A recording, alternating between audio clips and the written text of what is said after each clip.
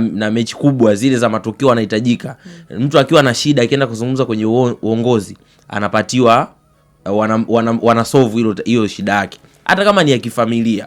Lakini imefika hatua kwenye kikosi cha Yanga hata anaenda kucheza na Pamba, ataenda kucheza labda timu ya kombe la shirikisho, rais wao ataenda pale kwenye klabu, atauliza kila mchezaji, vipi, upo fiti, hauna shida yote? Kama mchezaji ana mawazo, kapteni anaenda kumwambia rais wa klabu kwamba bwana fulani anaonekana hayupo sawa, zungumza naye. Kwa hiyo kuna uhuru ambao wachezaji walikuwa wamepatiwa, ambao ilikuwa ni rais wa klabu kwa maana ya engineer kujua mchezaji wake yupo sawa, hayupo sawa, kuzungumza na mchezaji. Kama utakumbuka kuna siku moja Mudathiri amefunga goli, ilikuwa ni kwenye uwanja ule wa Zanzibar. Kumbuka ilikuwa ni mechi kama ya ligi ya mabingwa kama sikosei. Mudathiri akasema alikuwa ameumia, hawezi kucheza mechi.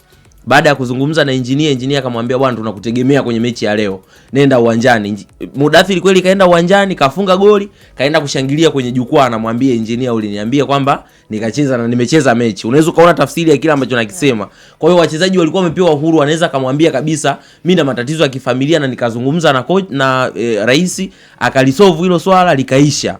Lakini kwa namna ya pili pia kuna kitu ambacho engineer anatakiwa kukiongeza, yani wachezaji kuna namna fulani ya wabane wachezaji, wasiwe huru kupitilizwa, kwa sababu ndio mazingira yanatokea. Kuna muda huwa tunaona wachezaji wanatoka kwenye mechi wanaenda kuangalia labda mechi hizi za ndondo, wengine wanaenda huko klabu, wengine wanaenda sehemu gani.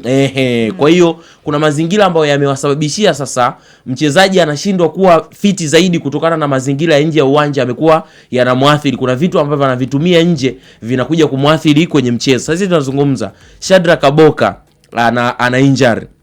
Licha kwamba anacheza, lakini injury yake ni ya kutoka kuingia. Prince Dube ana injury pia. Ukija kuzungumza Pacome ana injury. Ukija kuzungumza Clement Mzize alikuwa amepona, lakini baadaye akajitonesha jeraha lake. Kwa hiyo yupo South Africa anatibiwa tena upya. Kwa hiyo ina maana sasa hivi nisikia ripoti yake, kuna mtu aliniambia pale Yanga inaweza kakaa ikamchukua miezi hadi 6 akabakia nje. Kwa hiyo naweza tusimsirudie tena kwenye msimu mzima. Kwa hiyo kuna vitu ambavyo vinatokea. Job report inatoka leo. Inatoka leo ndio Dickson Job. Kwa hiyo ukiangalia hapo wana wachezaji, na bahati mbaya ukiangalia wachezaji wote ni muhimu kwenye kikosi chao. Dickson Job muhimu kwenye eneo la ulinzi. Ukija kuangalia juu hapo Clement Mzize, maball carrier wa Yanga ambao angekuepo kwenye mchezo wa dabi, anakana mpira kutoka nyuma na kokota mpaka ndani ya boxi.